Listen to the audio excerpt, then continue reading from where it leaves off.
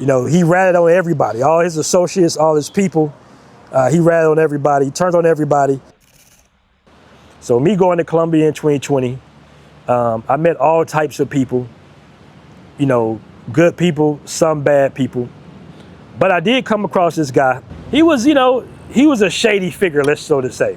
Now, one of the first things you ask guys when you're overseas, when you meet other Americans in Medellin, in any country, you pretty much ask what do they do for a living? Or, you know, are they retired? Are you IT?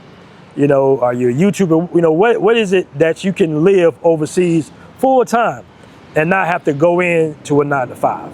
So everybody would say, hey man, you know, I'm in real estate or something like that. Or you got a lot of traders. There was a ton of traders in Medellin in 2020. Guys, you know, trading, you know, crypto. You gotta be careful with those guys because some of those guys definitely are scammers. Then you got, you know, YouTubers. I would consider myself to be more so on the YouTube side. But then you meet guys that don't really tell you exactly how they made their funds, you know, but they seem to always have money. And that's okay to be private, you know, that's that too.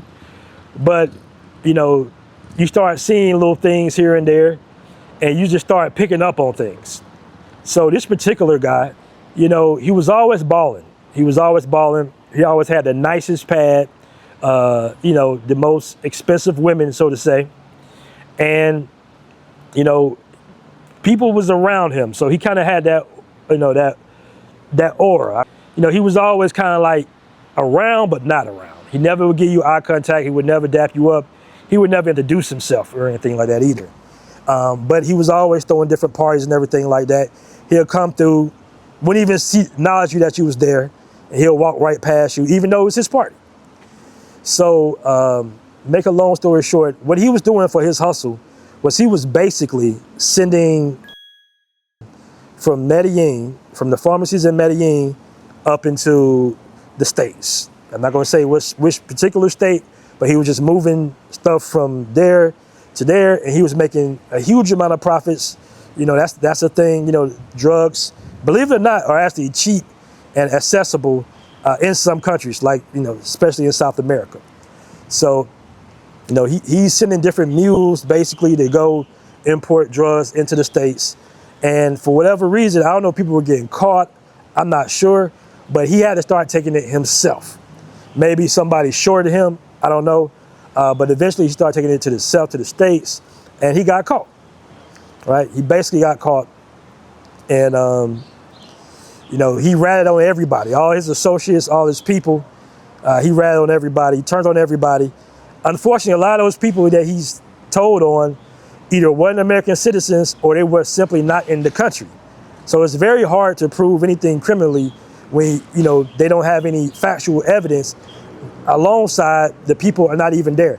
Now, what they were doing was they were looked through his phone and they started tagging everybody that was in his contact list. And when you entered the States, they would search you and ask you questions. They would detain you, ask you questions about this guy, about, you know, different things. From what I hear, you know, I wasn't anywhere involved, but I'm just giving you the different types of guys you would definitely run into in your overseas travels, okay? He ended up doing some time for that as well. Now, the other guys you gotta look out for, of course, are the scammers. The scammers is more like a sad situation in my opinion. Some of them guys are very charismatic. You know, some of them guys do come across money, okay? Because scammers basically, in some cases, they may rob from the rich and give to the poor. I've seen that as well. I've seen guys with guys that they know or they network with that's worth millions, and they come up with some type of scheme, investment scheme or something, and they take that money, and they do tend to help out some of the locals. I will say that. Before I go into the scammers, I will say that as well. But running to scammers is a lot of that. And what kind of threw me off the most was a guy that I was cool with. It took me a long time to figure out that he was pretty much a scammer. And once I found out, I just assumed that, okay, he wouldn't scam me. And there are scammers not only in Colombia, I've met scammers in Thailand as well. And what I recognize about scammers is when things get rough, they will always go into an inner circle to scam, okay? So some of the guys, you know, tried to scam me, who I assume were friends.